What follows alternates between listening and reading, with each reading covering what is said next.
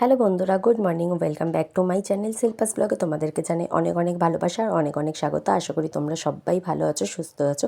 আমি ভালো আছি, কিন্তু আমার গলাটা একটু বসে গেছে ঠান্ডা লাগার কারণে। তো আজকে সকালবেলা বেরিয়েছিলাম বর্মশাইয়ের সাথে, আর সামনে এই মন্দিরটা দেখতে পেয়ে মাকে দেখে মনটা ভরে গেছিলো। সকালটা শুরু হয়েছিল মায়ের দর্শন দিয়ে। তারপরে বাড়িতে ফিরে দেখি মা সমস্ত কিছু রান্না করে রেখেছে। যেহেতু আমার শরীরটা খারাপ ছিল, মা আজকে দায়িত্ব নিয়ে সমস্ত কিছু কাজ মাই করেছে, আমি কিচ্ছুই করিনি। ভাত করেছে, শাক ভাজা করেছে, পাঁপড় ভাজা করেছে, ফুলকপির বড়া করেছে, মূলো কুচিয়ে বড়া করেছে। জানি না কারা কীভাবে খাও, আমি এইভাবেই খাই। আমি যদিও বা মূলো খাই না, তাই জন্য আমার জন্য ফুলকপির বড়া করেছে। আমি মূলোর কোনো রকম প্রিপারেশনই খাই না, এটা একটা ব্যাপার। আর টকের ডাল করেছিল, সেটা হচ্ছে টমেটো আর ধনেপাতা দিয়ে। শীতকালে এই টমেটো ধনেপাতা দিয়ে ডাল খেতে কারা কারা ভালোবাসো বলো। আমি কিন্তু খুব একটা ডাল খেতে ভালোবাসি না, কিন্তু মা যেদিন যেদিন এই রান্নাগুলো করে সেগুলো আমার খেতে খুব ভালো লাগে। আর লঙ্কা ভাজা করেছিল শাক ভাজা মাখার জন্য। তারপরে জানো তো, জানলার ধারে বসে আমাদের এই বাইরের দৃশ্যটা দেখছিলাম, কি সুন্দর লাগছে দেখো, চারিদিকটা সবুজ গাছপালায় ঘেরা। এই জানলার ধারে বসে জানো তো আমার এই দৃশ্যটা দেখতে ভীষণ ভালো লাগে।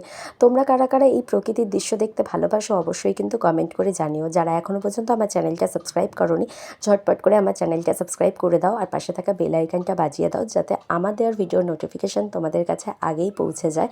আর আমার কাছ থেকে কী ভিডিও তোমরা দেখতে চাইছো অবশ্যই কিন্তু কমেন্ট করে জানিও। আর রাতের বেলা হয়েছিল হচ্ছে বাঁধাকপি, এটাও মাই করছিল, আমি জাস্ট ভিডিও ক্লিপটা তুলে রেখেছিলাম। তো বাঁধাকপিটাও দারুণ খেতে হয়েছিল জানো তো। আমি এত সুন্দর বাঁধাকপি করতে পারি না। আর বাপি নিয়ে এসেছিলো মিষ্টি।